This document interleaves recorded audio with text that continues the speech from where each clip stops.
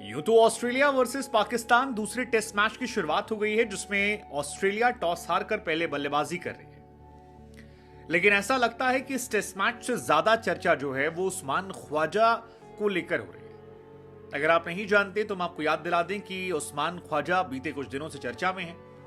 लेकिन लेटेस्ट चर्चा जो है वो है आईसीसी से उन्होंने अपील की थी अपने बल्ले पर एक स्टिकर लगाने के लिए, लेकिन जब उसकी इजाजत आईसीसी ने नहीं दी तो उस्मान ख्वाजा अपने भावनाओं को रोक नहीं पाए और मैरी क्रिसमस की बधाई देते हुए दुनिया से कहा कि कई बार आपको सिर्फ हंसना होता है, sometime you just got a laugh, सिया एट बॉक्सिंग डे यानी क्रिकेट मैच को लेकर। और फिर दो हैशटैग का इस्तेमाल किया जो एक तीखा कटाक्ष था आईसीसी पर, inconsistent and second double standards.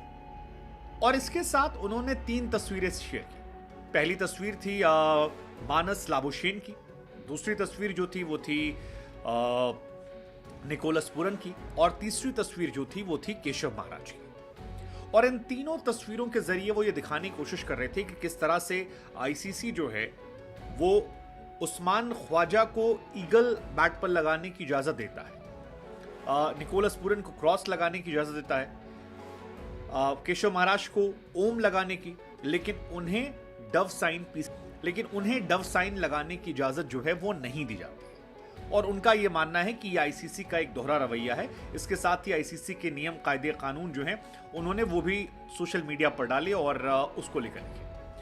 अब उस्मान ख्वाजा का ये जो पूरा मामला है ये सोशल मीडिया पर बहुत हाईलाइट हो गया है, क्योंकि अगर आईसीसी शायद इजाजत देती तो ये मामला इतना बड़ा नहीं होता, लेकिन अब ये मामला बड़ा होता जा रहा है। उस्मान ख्वाजा ने पहले टेस्ट मैच में काली पट्टी बांधी थी, जिसके बाद आईसीसी ने उनको कड़ी फटकार लगाई और कहा कि भविष्य में ऐसा ना करें, अदरवाइज आप पर कड़ा एक्शन लिया जाएगा। उससे पहले Usman Khawaja all life matters को लेकर शूज पहनकर नजर आए थे, वहां पर भी कहा गया।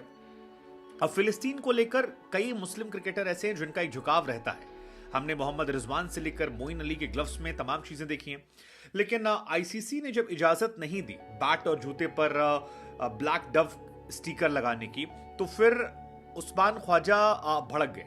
उस्मान ने दरअसल आईसीसी की फटकार के बाद आईसीसी से परमिशन मांगी थी कि आप मुझे भी परमिशन दे दीजिए और मैं ये लगाना चाहता हूं, लेकिन आईसीसी ने इसे खारिज कर दिया। आप में से जो लोग नहीं जानते कि ब्लैक डव का मतलब क्या होता है, तो ब्लैक डव को फिलिस्तीन जैसे स्टेट्स में या देशों में शांति और स्वतंत्रता का प्रतीक माना जाता है, ब्लैक डव, जिसका वो लगाने की बात कर रहे थे। और इसी को लेकर आईसीसी ने कहा कि ये कंट्रोवर्शियल है, हम आपको इसकी इजाजत नहीं। वैसे उस्मान पहले खिलाड़ी नहीं है जिनके साथ ऐसा हुआ है। आप याद कीजिए एमएस धोनी के ग्लव्स उतरवा दिए गए थे क्योंकि वो इंडियन आर्मी को रिप्रेजेंट कर रहे थे उसमें लगाकर।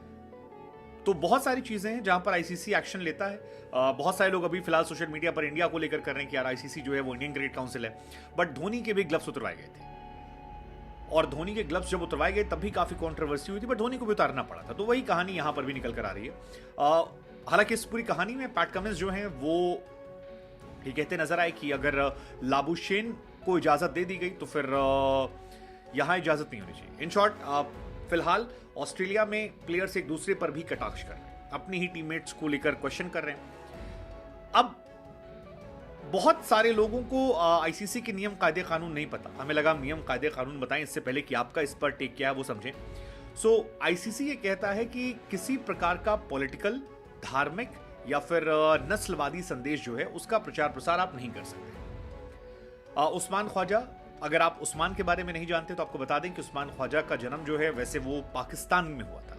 पाकिस्तान में इस्लामाबाद में उनका जन्म 18 दिसंबर 1986 को हुआ था, लेकिन 5 साल के जब वो थे तो इस्लामाबाद से वो ऑस्ट्रेलिया चले गए थे। उनके फादर भी ऑस्ट्रेलिया में उनके फादर पाकिस्तान में क्लब में क्रिकेटर थे और इसी वजह से उनका झुकाव जो है क्रिकेट की तरफ था। उस्मान फिर वहां गए तो वहां पर क्रिकेट खेले और फिर नेशनल टीम को रिप्रेजेंट कर रहे हैं फिलहाल।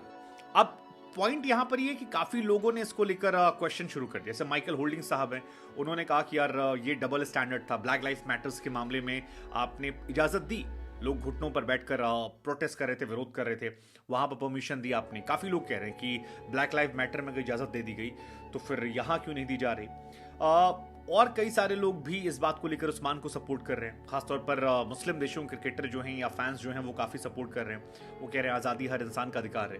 उस्मान को सपोर्ट करने वाले इस बात को कह रहे हैं कि यार आप इससे पहले भी कई सारे देश हैं जैसे कि सीरिया हुआ या इराक हुआ, वहाँ पर काफ़ी घटनाएं हुई थी, वहाँ पर आपने नहीं लिया, यहाँ पर आप क्यों कर रहे हैं अलग से स्टैंडर्ड। सो ओवरऑल काफ़ी कॉन्ट्रोवर्शियल ये मामला हो चुका है। जहां तक बात बाकी चीज़ों कर आती है तो उस्मान का वो जो पॉइंट है कि अगर आप क्रिश्चियंस का क्रॉस इजाजत दे रहे हैं, धर्म इन हिंदुओं का ओम, और उनको आप डव लगाने इजाजत दे रहे हैं, तो ईगल लाबुशेन को तो मुझे भी देना चाहिए।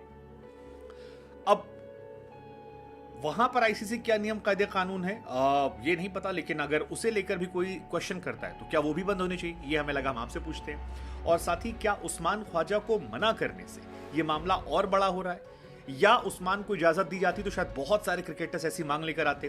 तो इस मामले को जड़ से खत्म करने के लिए आईसीसी एक बार क्रिटिसिज्म लेने को तैयार है, ताकि भविष्य में कोई ऐसी मांग करेगा ही नहीं, क्योंकि उसे पहले से पता होगा जवाब क्या है। आपका इस पूरी खबर को लेकर टेक क्या है?